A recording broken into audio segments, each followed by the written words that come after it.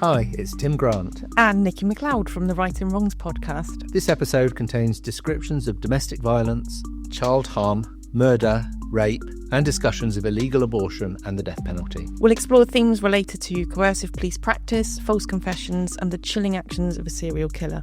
Listener discretion is strongly advised, as some content may be distressing. Our discussion will, as always, include an in-depth analysis of how forensic linguistic techniques play a role in unravelling the truth behind these tragic events. We hope you enjoy the show. Righting Wrongs, an original podcast series from the Aston Institute for Forensic Linguistics, Series 1, Episode 1, Timothy Evans, A Case for Forensic Linguistics. Hello, and welcome to Righting Wrongs, the podcast from AIFL, the Aston Institute for Forensic Linguistics at Aston University. We're all about improving the delivery of justice through the analysis of language. I'm Professor Tim Grant. And I'm Dr. Nicci Macleod, Deputy Director of the AIFL. Let's start with forensic linguistics generally, what we do and why it's so important and why we want to get the word out there. So our definition of forensic linguistics is this: improving the delivery of justice through the analysis of language. And both you and I, Nicci, have done expert witness work where on specific cases we take our language analysis to court as evidence for the decision makers in court, the jury or the judges, for prosecution or defence, or sometimes in civil cases. And that's one way we use language analysis to improve the delivery of justice. But we also do it at a sort of a systems level, and this is where our research comes in. Yeah, absolutely. So we've got research happening across the Institute, focusing on how an analysis of language can improve various stages of the judicial process, various stages of the investigative process, addressing the obstacles that might be presented in those particular contexts by language specifically. So, for example, in police interviews, this is obviously an incredibly unusual alien experience for most people that encounter it, and of course for the people who are conducting these interviews, for the police officers, it's a fairly routine, standard, all in a day's work kind of thing. And so we've got a real tension between those two positions, and the job of the forensic linguist is to sort of look at where are the obstacles, where are the barriers to communication, and how can we improve that through, like you say, close analysis of language. And we're going to talk about cases in this podcast. And some of those cases are going to be our own cases and contemporary cases. And we're also occasionally going to take in a historic case. That's what we're going to look at today. And this is part of the origin stories of forensic linguistics, one of the origin stories, certainly the origin story in the UK. And the case we're discussing today is one of the big three cases which are often cited as key in the abolition of the death penalty in the UK. And so we have the Timothy Evans case, which we'll be looking at, the cases of Derek Bentley and the case of Ruth Ellis. Yeah, so Derek Bentley, another very famous case in the world of forensic linguistics. He was hanged in 1953. This was for his role in the death of a police officer.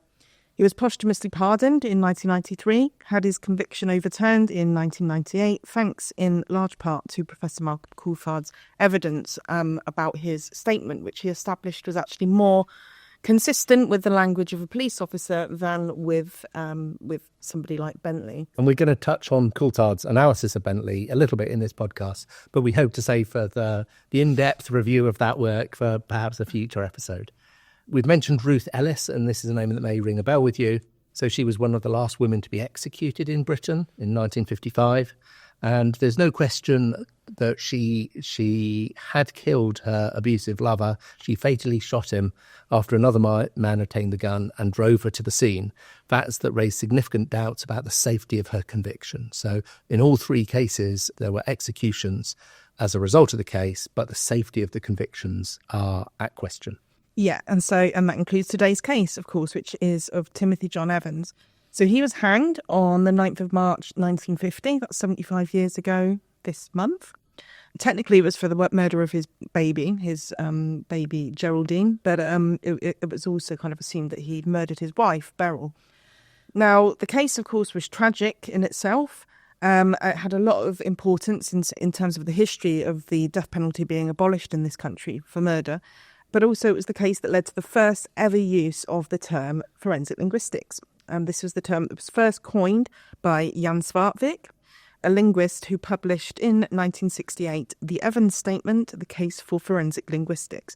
So this paper predates any kind of organised effort around forensic linguistics. It hadn't been used as a term before. There were no sort of scholarly attempts to bring linguistic analysis into this particular context. So I know, Nicci, that you actually have a bit of a story about this, Macleod's murder tours, where most people in their spare time like to enjoy a beach holiday or a nice city break, but you actually made a pilgrimage to sites involving these big three cases earlier this year. Yeah, absolutely. So this was a trip that I took with a former colleague of ours before they moved to the other side of the world, and it was essentially. Now, I want to say from the outset that I realised that kind of having this macabre obsession with this particular topic is not quirky. It's not a personality type.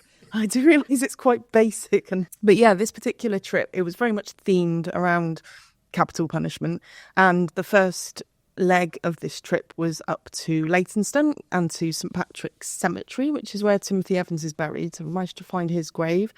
We then took a trip down to the site of Newgate Prison, which is just next to the Old Bailey. And back in the day when there were public executions, so this wouldn't have gone for Timothy Evans or Derek Bentley or Ruth Ellis, but way back in the day when prisoners who had been sentenced to death would be collected on a horse and cart from Newgate Prison, and they would be driven through central London to Tyburn Tree, which is now where Marble Arch is. And this would have been a sort of 3-hour journey right through the middle of London. There would be lots of crowds throwing fruit and throwing excrement and cheering and jeering and whatnot. But there are various sort of sites still along that route that would have been there in the days when that particular journey would have happened. So we visited some of those, including the pub where the condemned man would have had his last drink. And then we took a trip down up to Hampstead, actually, and saw the Magdala pub, which is where Ruth Ellis fired that fatal shot. And then we went down to Croydon and we found the grave of Derek Bentley and visited that. And actually, that was probably the most, it feels weird to say highlight, but it was certainly the most sort of significant leg of the trip. To see Derek Bentley's gravestone, it actually has on it, his epitaph is a victim of British justice, and I believe his sister campaigned quite hard to get that put on there, because there was a lot of resistance, obviously, in terms of putting that on the gravestone. But yeah, I think it's just very important to kind of keep in mind that within all these kinds of, this is an interest, not just in human nature, but in the justice process as a whole, in what happens when it goes wrong, in what happens when power corrupts and so on. And I think it's very important to keep in mind that there are victims here, and these are genuine cases and genuine people. Yeah, I think that's. I want to make that very clear that that's at the heart of this interest. It's an interesting idea to lots of people, I think, that there are clearly the victims who were killed at the outset of these cases. So there was a police officer killed, was shot. Chris Craig was holding the gun. That's in the case of Derek Bentley.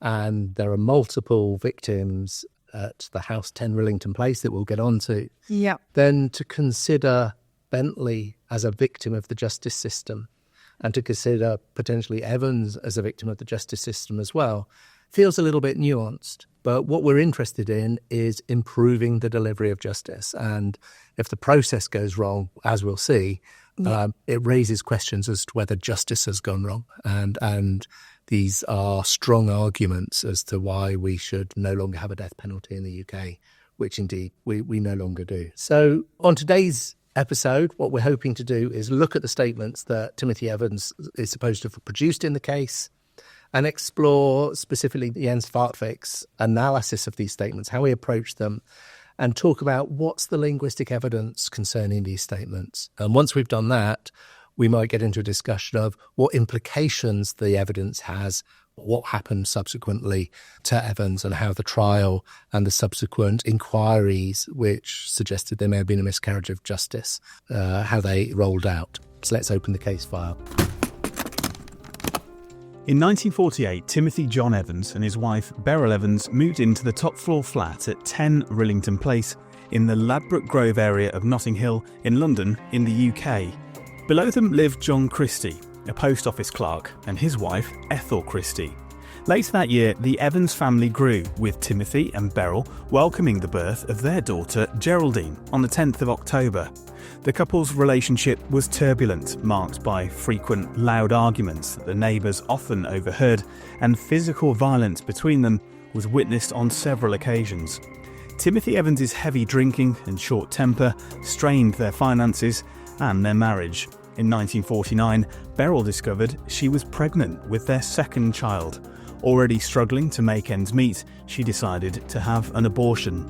Although initially reluctant, Timothy Evans eventually agreed to the plan. Several weeks later, on the 30th of November 1949, Timothy Evans informed police at Merthyr Tydfil in Wales that his wife had died in unusual circumstances. His first confession was that he'd accidentally killed her by giving her something in a bottle that a man had given him to abort the fetus. He then disposed of her body in a sewer drain outside of 10 Rillington Place.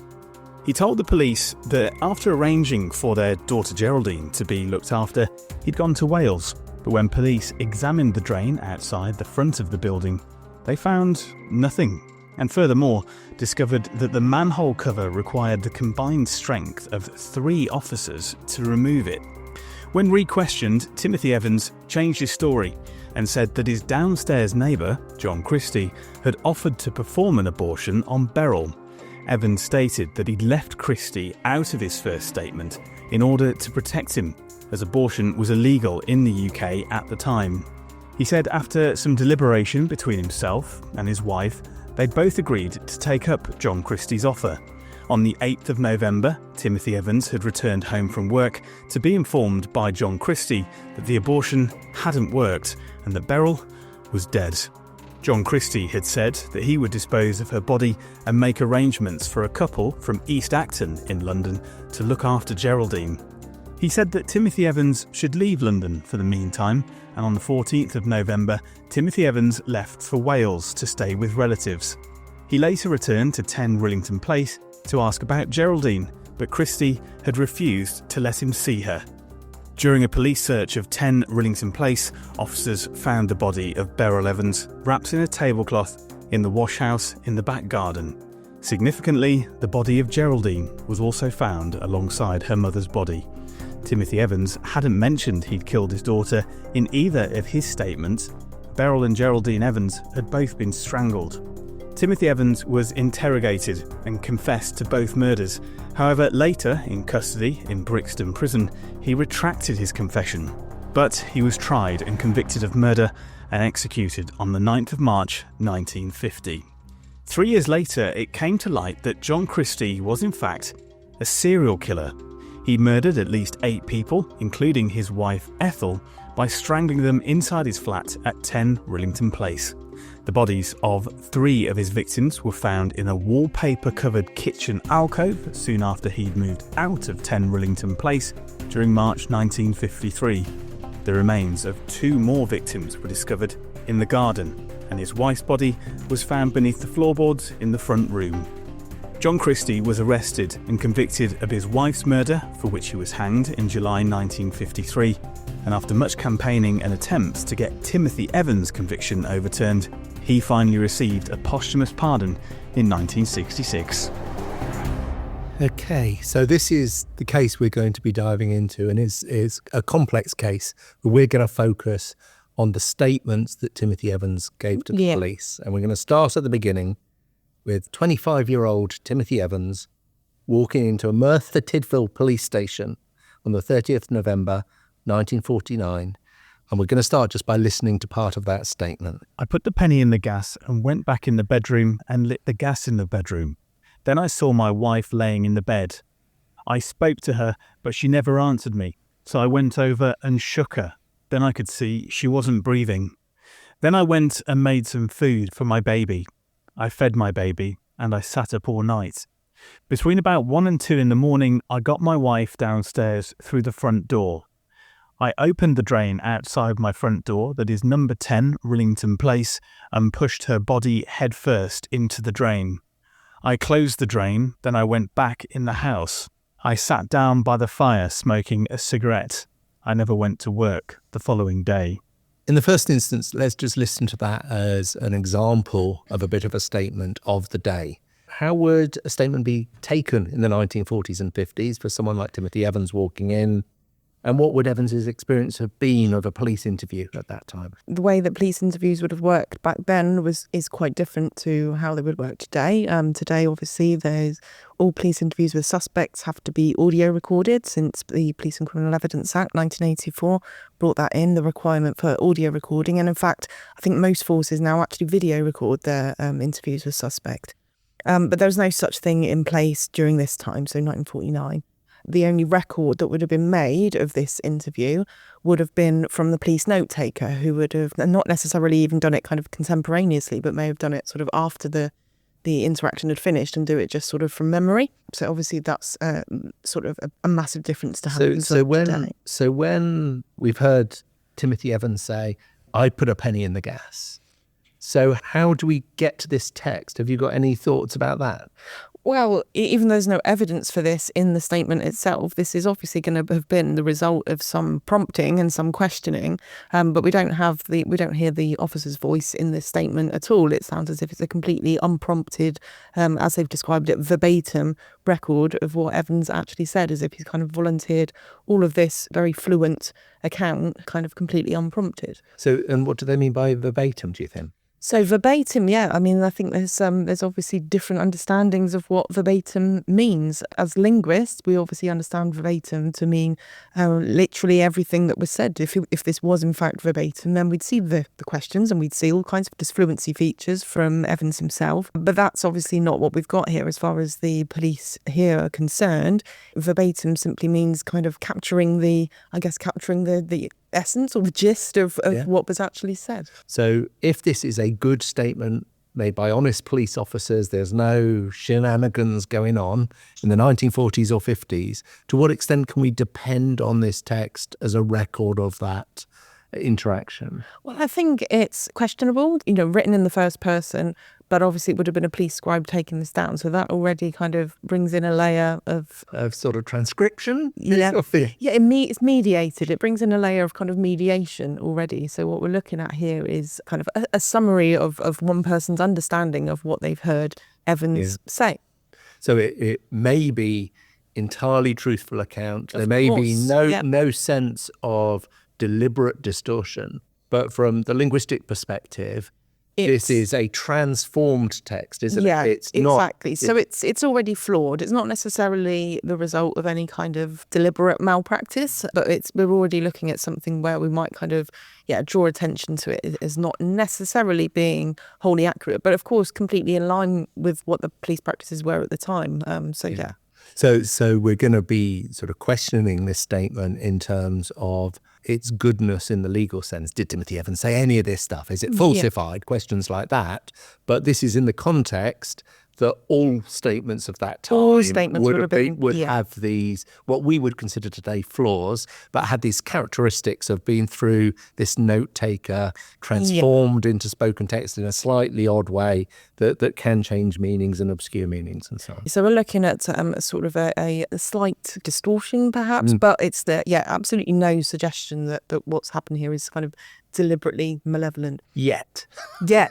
So in this statement, Tim, what was Evans actually saying? It starts quite dramatically with him seeing his wife lying on the bed. It's quite interesting to think about what's not in this confession.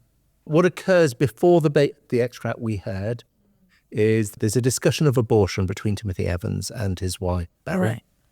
And there's a slightly bizarre story of Timothy Evans acquiring some abortion medication from a guy in a transport cafe who he happens to bump into.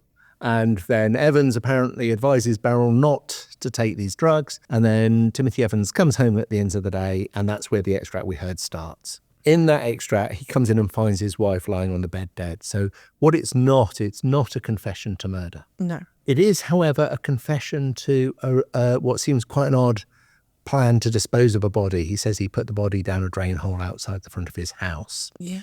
Now, you've got to understand this in the context that abortion is illegal and procuring an abortion is illegal in the UK at this time. So he would have had something to hide. So he does have something to hide here. He doesn't want to say that he was responsible for the abortion, and whether he's right or not, he seems to, or the statement suggests that, disposal of the body will be worse than actually carrying out the abortion itself. So he's confessing to the disposal of the body. There is no mention of his baby Geraldine in terms of her being harmed or killed. No. There is some mention of him ensuring that Geraldine is looked after later in the statement. So we've got the introduction, and this is completely unprompted. So he walks in and gives the police this story. They presumably ask some clarification questions, but we know what they're going to do next is phone up the Notting Hill police. Absolutely, and send them around, yeah. So do you want to pick that up? Yeah, actually, so the Merthyr Tydfil police got in touch with the police down in London, in Notting Hill, who went out to investigate this drain. So Timothy Evans has said he's put Beryl's body into the drain outside the property. So the police have gone and investigated that drain. There's no body there. Not only is there no body in the drain, but it took 3 of them to actually lift the manhole cover to look and inspect and find that there was no body in the drain. So it already kind of, that sort of casts doubt, I guess, on the story that Timothy Evans has given, which is that he, just managed to sort of dispose of the body down this drain. He's challenged about this because this is inaccurate information. He's challenged about his statement that evening. Back in Merthyr Tydfil this is, and he admits that he was lying in MT1, which we heard before, and that was an accurate statement. And so he makes another statement, and we're referring to this one as MT2, Merthyr Tydfil 2. And in this next recording, we get the first introduction, the first mention of Christie, John Christie, the downstairs neighbour, and he's being described as a potential abortionist, that he undertook to perform this abortion on Beryl. So we're picking up the story as Evans gets home the day after this has happened. When I came home in the evening, he was waiting for me at the bottom of the staircase. He said, "Go on upstairs, I'll come behind you." When I lit the gas in the kitchen, he said, "It's bad news. It didn't work." I asked him where she was. He said, "Laying on the bed in the bedroom." Then I asked him, "Where was the baby?" So he said, "The baby's in the cot." So I went in the bedroom, I lit the gas, then saw the curtains had been drawn. I looked at my wife and saw that she was covered over with the eiderdown. He told me that he had forced the door of Mr. Kitchener's flat and had put my wife's body in there. I asked him what he intended to do, and he said, "I'll dispose of it down one of the drains." That's from the second Merthyr Tydfil statement, Yep. MT2. And what have we learned from this second statement? So this statement represents a complete change of story as compared to MT1 that we heard before. The statement prior to this extract actually starts with Evans saying that he had lied. There's no dispute over the fact that he's lied. Evans is a self-confessed liar. He is a liar. In this statement, which may or may not be true, Well, representation. yeah. So in this, what we hear is Evans confessing that he did actually have some knowledge and he did have a role in Beryl's death and that it was a botched abortion, but he is very much placing the responsibility for the abortion itself with Christie. So this is the downstairs neighbour, just as a reminder. And then we do get hints again of this manhole story, because this is apparently, rather than being, as MT1 told us, Tim saying that that's where he put Beryl's body, here we get that the story about the manhole is that Christie said that's what he was going to do with Beryl's body, having botched this abortion. So maybe if the first confession was a lie, that's where Evans got the idea That from. nugget of information is, that's where he got it from. But in this statement, crucially, I think it's important to keep this in mind as we move to the next statement, is that Geraldine, so the little 1-year-old baby, is still alive. So this has moved the story on, and what happens next is that Evans is essentially taken down to London whilst the police search the property at 10 Rillington Place. When they search the property, they find the bodies of both Beryl Evans and Geraldine Evans, the baby, concealed in a wash house in the back garden. They take the bodies back for examination and remove the clothes and the cord apparently used to strangle them. And so very late in the evening, we've got to the 2nd of December 1949. Very late in the evening, they show Evans these clothes, and he's told that Beryl and Geraldine have been strangled. And then he is interviewed by Detective Inspector Black. And the record of this interview is the shortest statement. Mm-hmm. It's only 100 words long. And so in Notting Hill 1, NH1, This is what Evans is supposed to have said. She was incurring one debt after another, and I could not stand it any longer, so I strangled her with a piece of rope and took her down to the flat below the same night, whilst the old man was in hospital. I waited till the Christies downstairs had gone to bed, then took her to the wash house after midnight.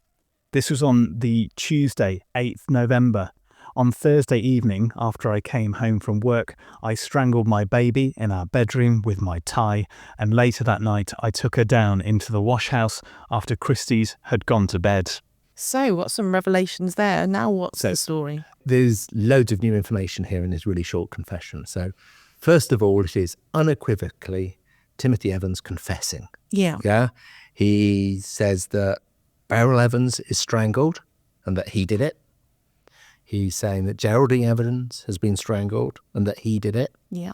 It really explicitly exonerates Christie. Mm-hmm. Yeah. And it amounts to a complete turnaround of the previous two stories. Yeah.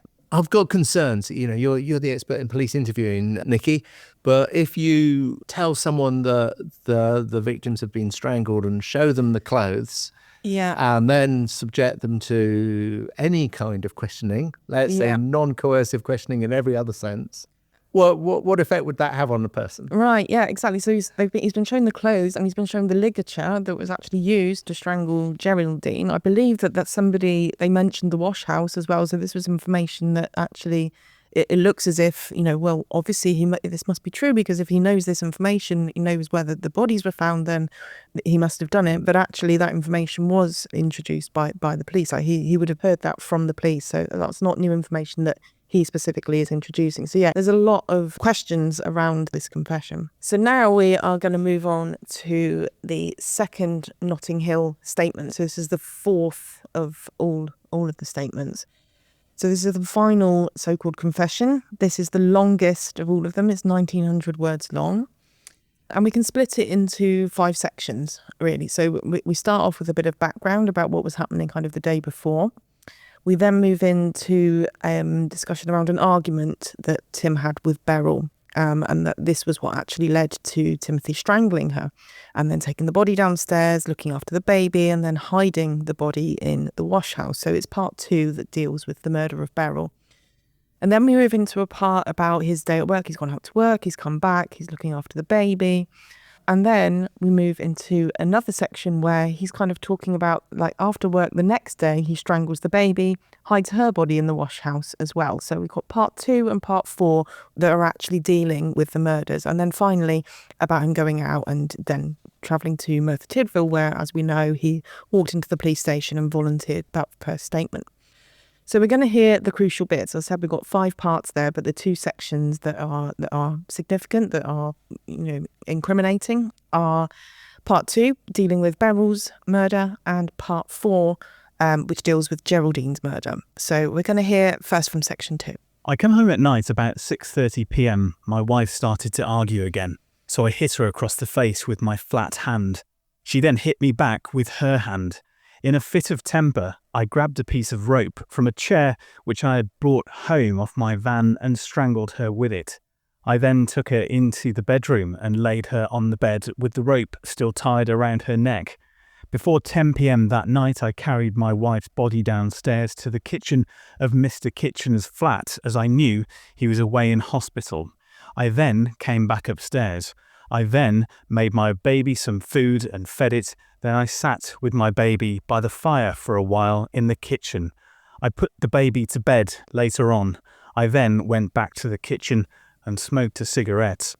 So this is a graphic and horrible account of a murder, quite detailed, lots of sequencing and so on. But let's move on to the final section from NH2, which is from this section 4 concerning Geraldine.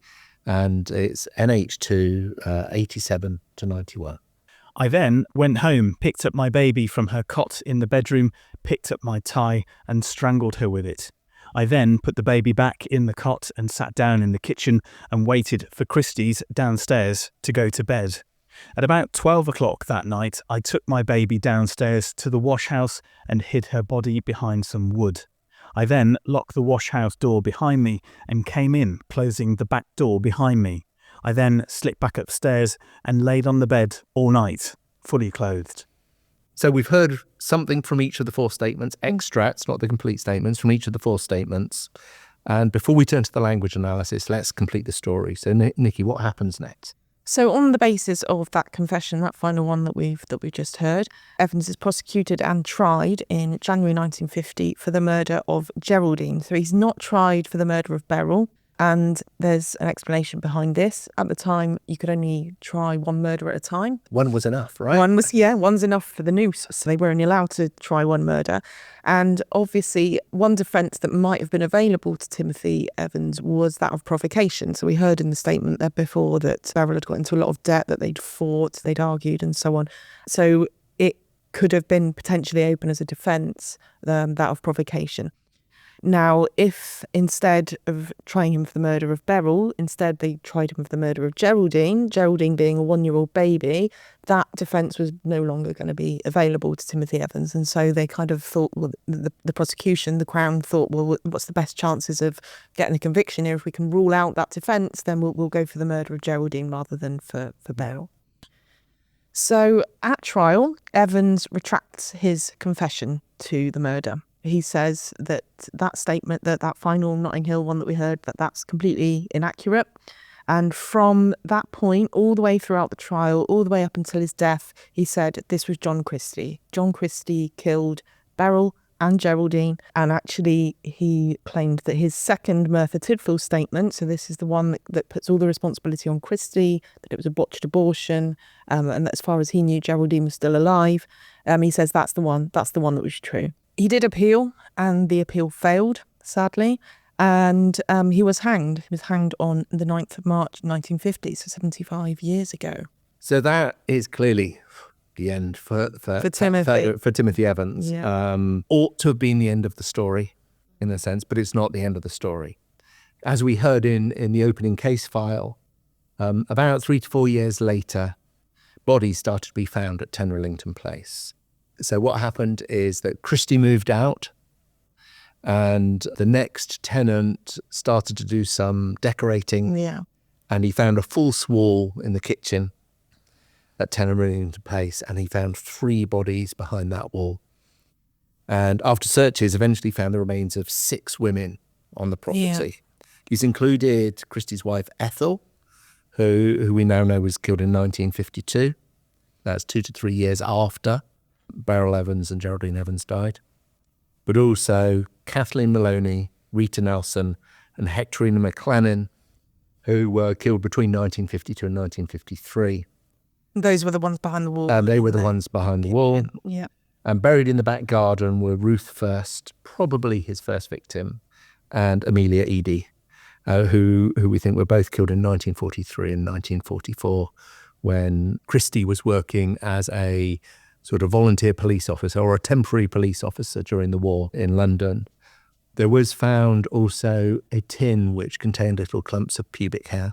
Yeah. And that also contained pubic hair from some other woman. So none of these ones who we've named, yeah, which is at least strongly suggestive that there may have been other victims of some sort or another, whether they were murder victims or something else, we don't know. Yeah, this might be a bit of a tangent, bearing in mind that the 2 that were in the gardens, Ruth First and Amelia Eady, so these were already dead at the point that the police were searching the house in relation to Beryl and Geraldine's murder. Yes, so they found nothing, and even though apparently there was a femur propping open a door somewhere in this back garden. Yeah, so that initial police search was hugely incompetent. So, like you say, the evidence is now that there was open human bones to be found in the back garden. They found Beryl and Geraldine in the wash house in the back garden.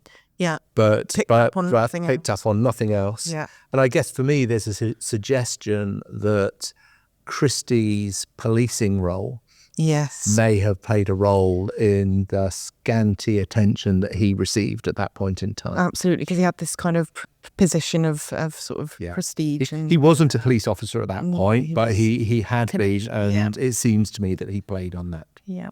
Okay, so all these bodies have been discovered at 10 Rillington Place. This kicks off a huge manhunt, and then subsequently there's a trial. This is all documented in Kate Summerscale's fantastic book, The Peep Show, Murders at Temberlington Place. So we are going to be interviewing Kate Summerscale on our next episode of the podcast. So we're really looking forward to that. Fantastically excited by that. Yeah. I really want to hear her take on the whole situation, but particularly on the evidence statements. stuff. Yeah, absolutely. Something to look forward to. So Christie was tried summer of 1953. He confessed to and then retracted his confession about killing Beryl Evans. And Kate's book suggests that there might be evidence around him also confessing to killing Geraldine. But anyway, he's found guilty of the murder of his wife Ethel because, as a reminder, you could only try one murder at a time, and the one that they went with for Christie was his wife Ethel. He was convicted of that. He was also executed, and between his conviction and his execution, there was a private inquiry to look into the possibility, really, that Evans was actually innocent because, given Christie's conviction, there was obviously things pointing towards him actually being responsible, as Evans had, in fact, always claimed. So the judge in that inquiry, Judge John Scott Henderson, concluded that Evans was, in fact, guilty of both murders, and Christie's confessions to the murder of Beryl were unreliable. So so Evans's conviction still held. So yeah, according to this outcome, we've got two serial killers that lived in the same house at the same time, and this was the official version. And there's growing sort of public disquiet, though. There's a lot of journalism focused on Christie and his heinous crimes, but also starting to raise questions about the safety of the conviction of Timothy Evans. This leads to campaigners, and again, very well documented in Kate Summerscale's book, and questions in Parliament and so on. And I think it's interesting to me, at least, that these are all entangled with campaigns to abolish the death penalty.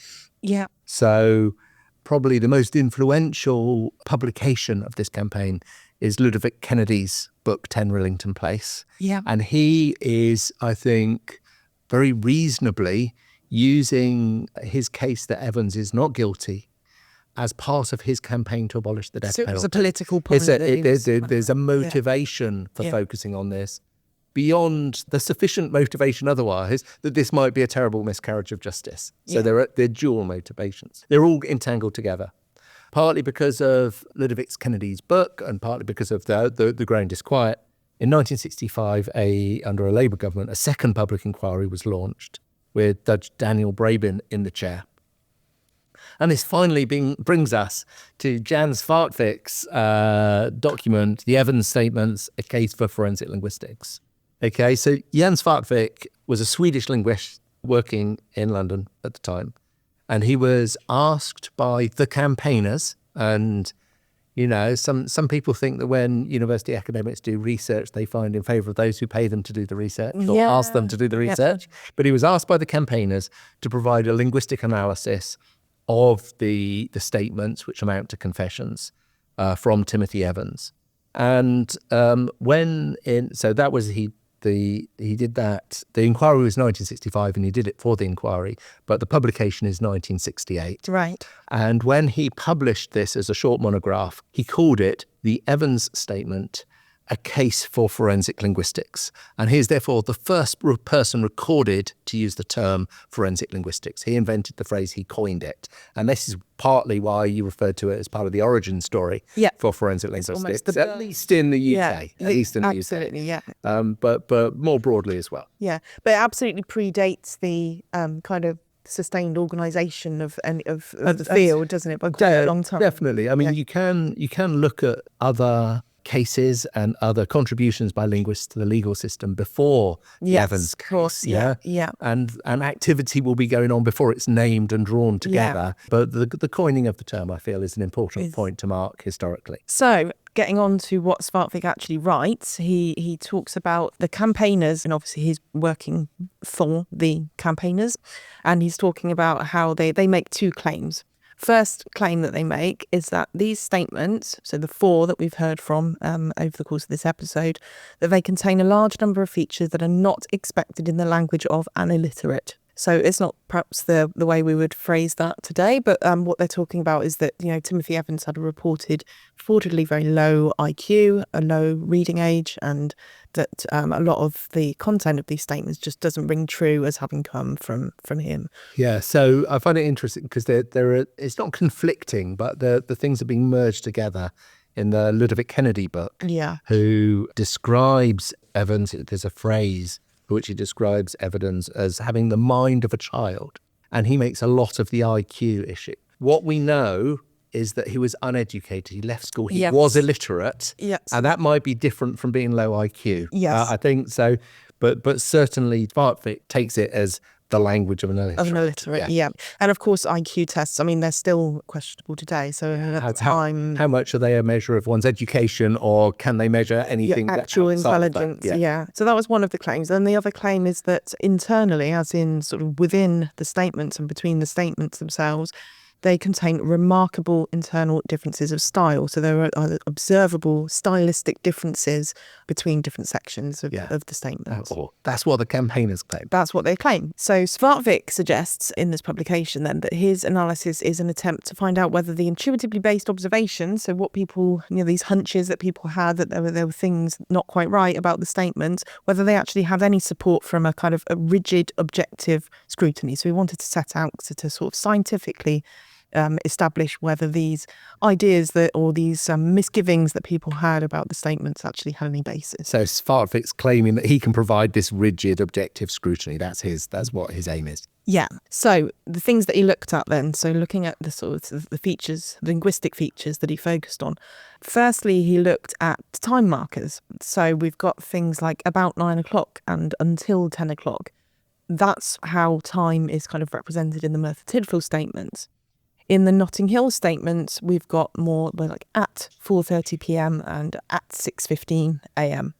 So we've got a sort of difference in style there, but obviously these can be explained quite easily by different transcription conventions. Different people are going to note down times, dates, all those kinds of things in slightly different ways. So this is good for Svartvik's objectivity. You might think that this is important if you were one of these intuitive campaigners, but actually I'm going to dismiss that. That's not evidence of anything. Time is going to be noted down by different scribes, police scribes in different ways. He points to recorded substandard usage. So that's the term he uses. So double negatives and colloquialisms across all the statements. Mm-hmm.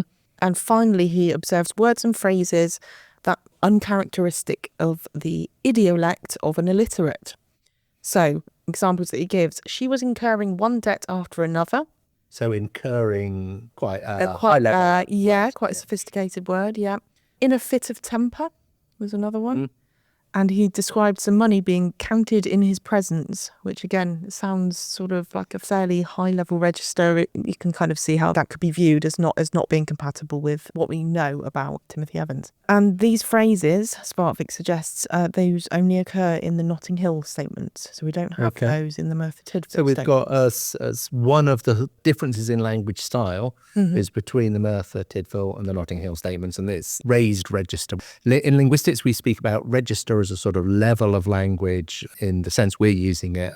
A more sophisticated language is a raised register, perhaps. So are you convinced, Nicci, about this claim about the language of the illiterate? Here's the thing. So if we've got differences between the Merthyr Tydfil statements and the Notting Hill statements. Now, if these statements were, as the police claimed, verbatim records of what Timothy Evans said on these 4 separate occasions, then there wouldn't be any difference. But we know... By your definition of verbatim. Yes, exactly. Well, because we know about what the police practices were at the time, we might not want to sort of put too much weight behind that, because there are going to be differences in how... As far as it's already shown that he knows something he understands that there's differences in transcription and so on. So I guess the campaigners will be claiming that this is untypical of a language of an illiterate.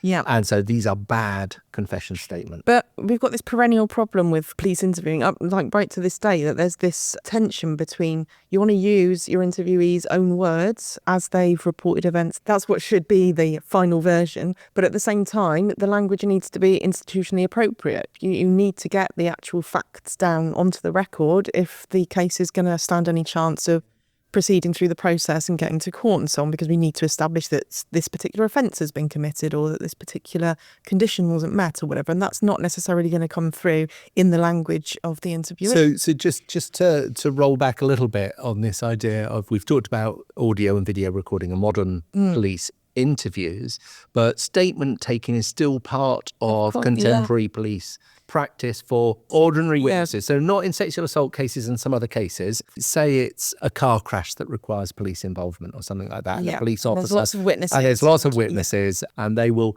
ask people for their accounts, and they will write down the account for you and ask you to sign it. Yeah. And what you're signing is the facts are correct, nothing to do with the language. With the language, exactly.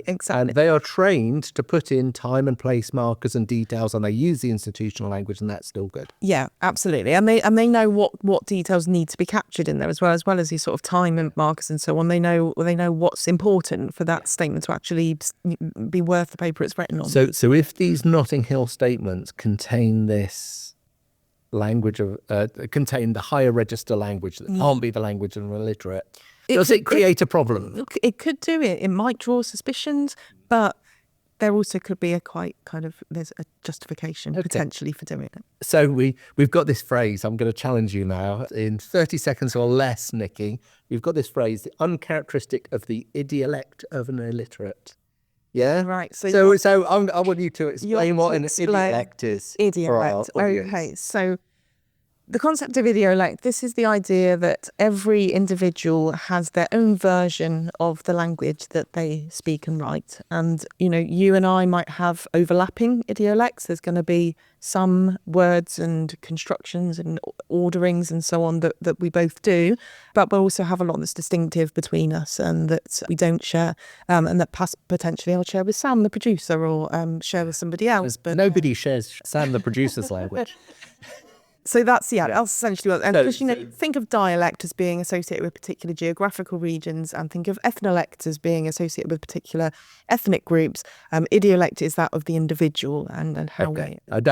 No doubt we will get into idiolect at length in other episodes, sure we will, but we don't need it now. But so where we've arrived, I think, is that we don't doubt Svartvik's observations that the Notting Hill statements contain the higher register and more of these items than the Merthyr Tydfil statements, but we're saying there might be explanations and justification. Yes, absolutely. So now let's get on to this idea of that Svartvik brings up about style shift. So we've dealt with the idiolect of the illiterate. Now let's think about what he's saying about style shift. Can you tell us? Okay, so this is a more precise analysis. So at the moment we've got the division between the Merthyr Tydfil statements and the Notting Hill statements.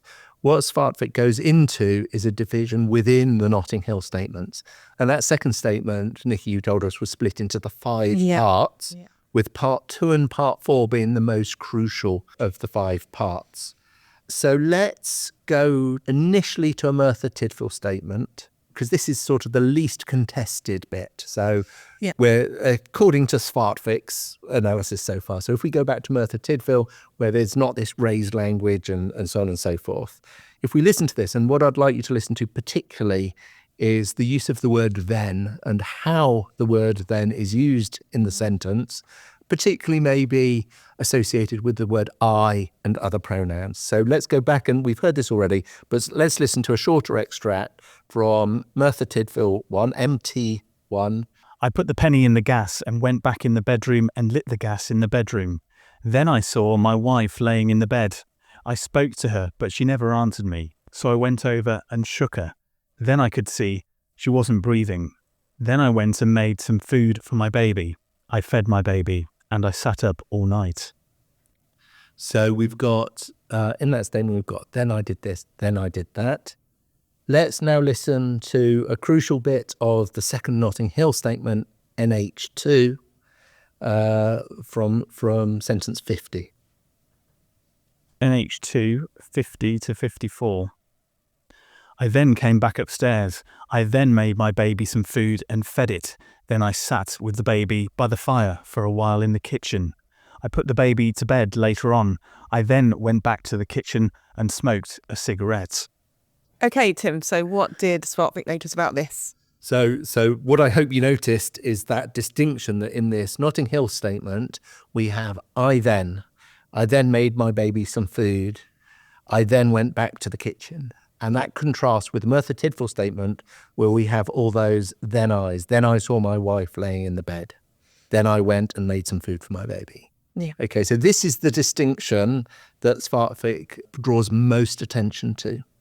And what he says is that the I then version occurs in the most incriminating parts of the Notting Hill statement, and the then I version is in the Merthyr Tydfil statements and the less incriminating parts. Right, okay. And he basically concludes that on the basis of this, that the campaigner's intuitions about this remarkable internal differences of style are correct. There's this very intriguing style difference in the most important, the most incriminating, if you like, parts of the Notting Hill statements. He doesn't just give the observations as we have.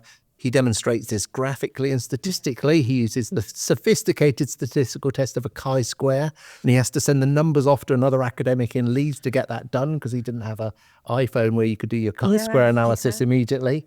So he does the work, he does the academic work, and he's able to show to a level of statistical significance, so it's an important and real difference, that I then occurs much more in the incriminating parts than anywhere else. And so it's internal to NH2 as well as being as compared to the other statements. So you can't explain this by difference in transcription conventions, for example. Because it's within the same statement, So we talked there about I then. That sounds quite familiar, and I'm sure anybody listening who's had a dabble in forensic linguistics will think that sounds familiar. Didn't Malcolm Coulthard look at this same feature with the Bentley case, or other big forensic linguistics case that everybody knows about? He looked at this same feature, didn't it? So absolutely. So Malcolm Coulthard was a late of this parish as our emeritus professor of forensic linguistics here at Aston. One of his initial big cases, he provided evidence in the appeal for the Derek Bentley case, and he's written that up in some articles. He notices this same pattern in the suspicious bit of the police statement. He notices this overuse of I then versus the more naturalistic use of then I. Yeah, I would say then I. I think most of us would say then I. Just to pick up on that, Malcolm in the 1990s had available to him a brand new technology which is called corpus linguistics, which is like possibly one of the very first big data analysis tools. And so he was able to collect a corpus, a collection of texts representing policing language of the day. Yeah. And he contrasted that with other texts from the Bentley case, so other statements that were contemporaneous. So from ordinary witnesses. From ordinary witnesses, and was able to show that then I was the usage of the ordinary witness, and I then the uses of the police at that time in this kind of interaction, at least. You don't have to go further than that. And that there was a significant difference between the two. Now, Coulthard, being a good academic, did, of course, reference Svartvik. Yeah. And it's quite interesting when you look at that, the sentence or so on Svartvik's work. So Svartvik characterises his observation as clauses with a mobile relator. And by the mobile relator bit, he means the word then or the word also. And what Coulthard notices, he says it could be then or also, but in fact, the examples are all just then. They're all then, So it's the same feature. And we'll have to ask Malcolm if he agrees to come on our podcast. But we are trying, aren't we? Yes, it sounds like a great future episode. But this feature is attributed to Svartvik in Coulthard's work. And the difference between Svartvik and Coulthard is that Svartvik didn't have corpus linguistics, so he could only do internal statistical comparisons of the texts. Yeah. Whereas what Malcolm was able to do was establish some kind of base rates of usage in these different population of ordinary witnesses versus police witnesses. Absolutely. So Svartvik's found evidence of an increase in police register, let's call it that, police speak, in those crucial confession parts of the Evans statement. And he's very careful to say that he can only draw linguistic conclusions. So he's being a good expert there in terms of kind of maintaining that, he can only provide evidence around his own expertise and can't kind of go any further than that. But what he got this crucial part in the sort of forensic linguistics origins and so on. And within the forensic linguistics community, what we all kind of understand is that Svartvik was able to show that Evans' confessional sections were written by the police. Essentially, that's the sort of summary kind of conclusion. That's the received history within forensic linguistics. That's the real takeaway. Yeah. And so do you believe it? Is it true? What's your take? So it is true that the crucial bits of the statement are different. They are objectively different in terms of style from everything else that Evans allegedly produced. They are less like the way that presumably Evans would have used language. They are more like the language of the police, the style of the police. And obviously we've seen in other contexts with Malcolm's work around the Bentley case and so on, that this is one of those features that was a recognisable feature of police register at that time. Probably not so much now, but who knows? I don't know, maybe it is. I don't know that anyone's looked at the contemporary police register and whether it still contains this feature. No. There was work, isn't there? Hall on police speak. That's 2004. So that's not quite contemporary. But there you go. If there are any students of linguistics or forensic linguistics out there who would like to do a project on police register, it's a really good. So if you're listening out for dissertation ideas, there's one. So that, as well as other features, writing above what we know to be Evans' level of competence in terms of reading and writing.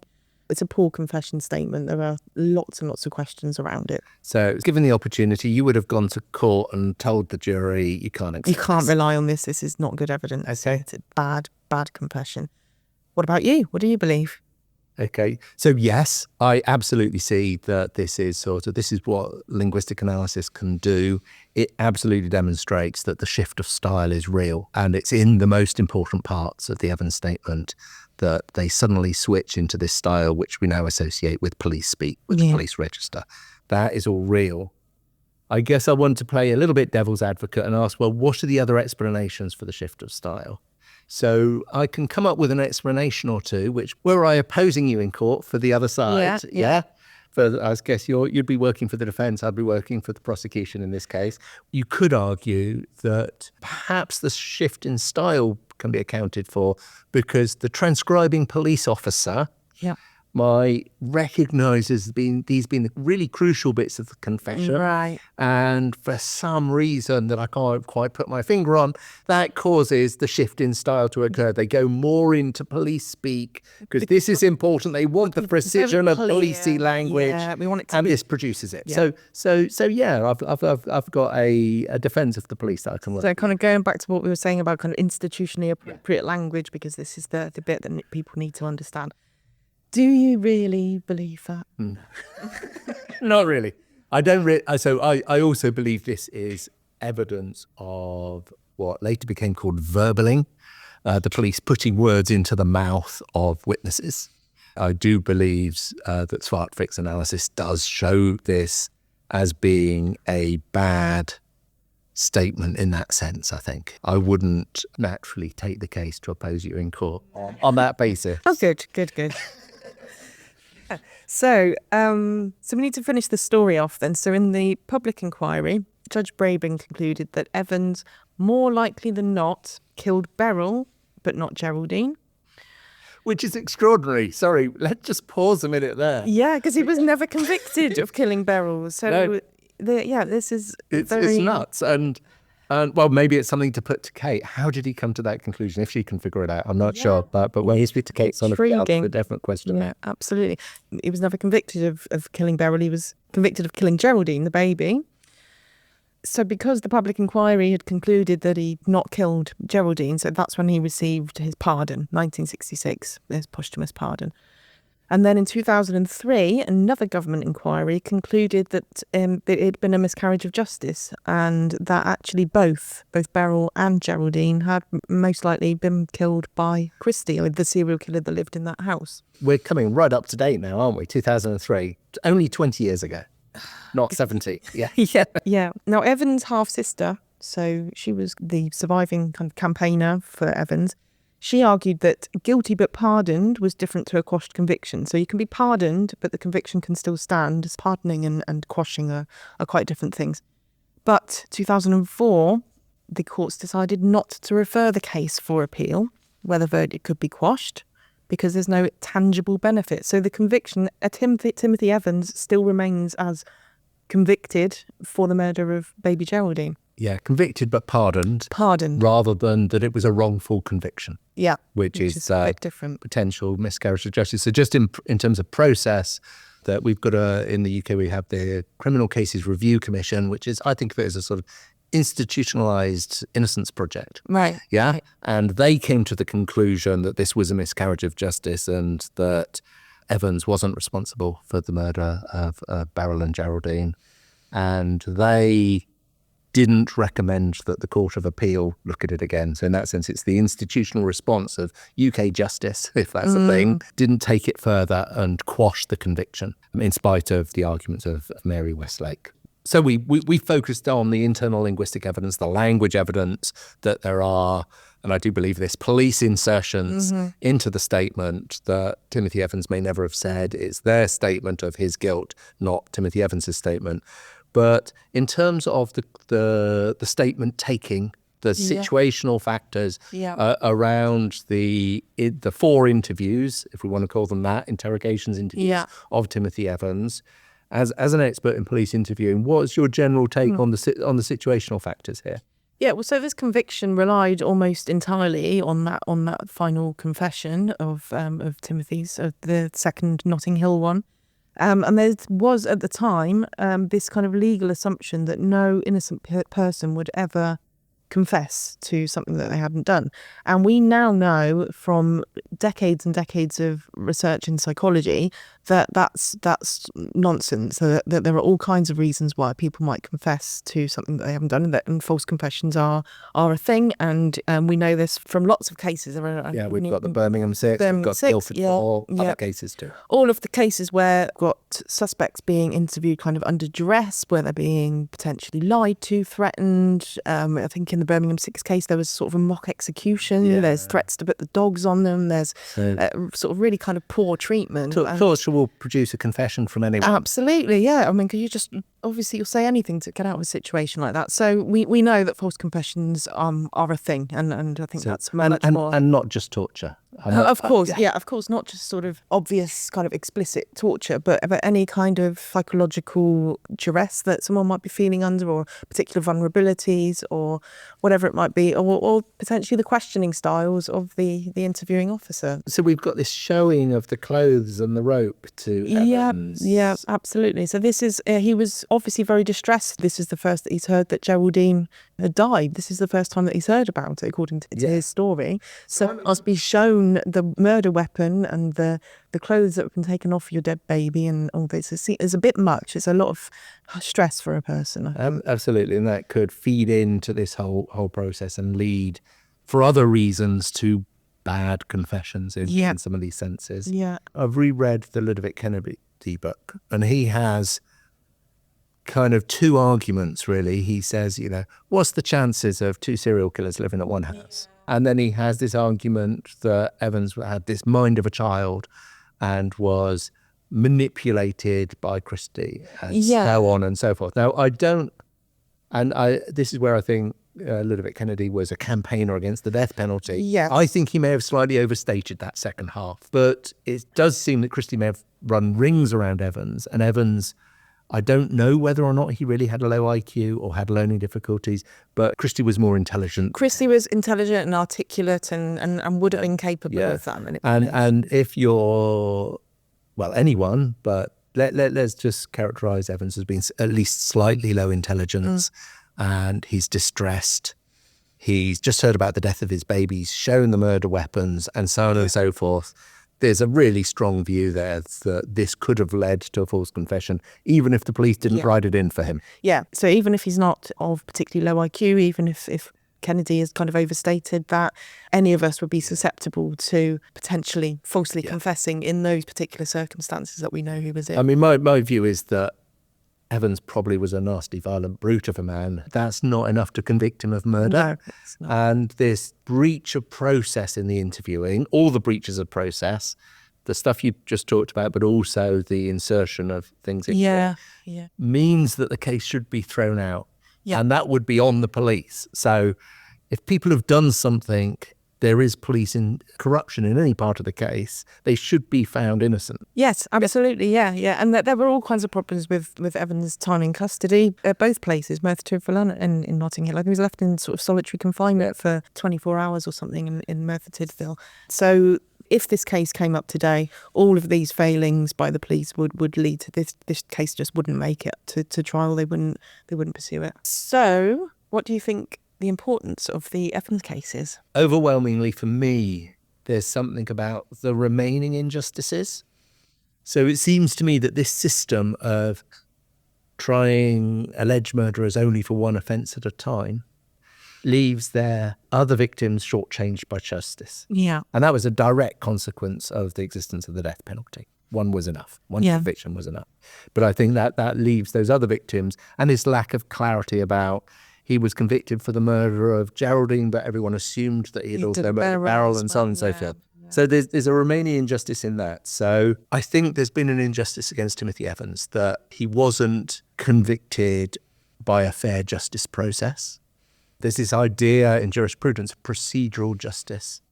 And I think that all justice is procedural. If you get the process wrong, the procedures wrong, which are there to protect people's rights, then you've not got justice. So Timothy Evans, I think, was subject to a miscarriage of justice, was killed by British justice. And then you've also got the fact that the only person who was convicted of Geraldine's murder has been pardoned. Yeah. So let's assume, as I think is the case, but has never been proved in the court, that Christie killed Geraldine Evans. Yeah. So Geraldine hasn't had justice. Yeah. Neither have all the other women that we believe Christie killed. So Beryl, Kathleen, Rita, Hectorina, Ruth and Amelia. Nobody has been ever convicted for their murders. Again, as a function of this, only one conviction is necessary. And for me, these injustices absolutely lay at the door of the justice system of the day.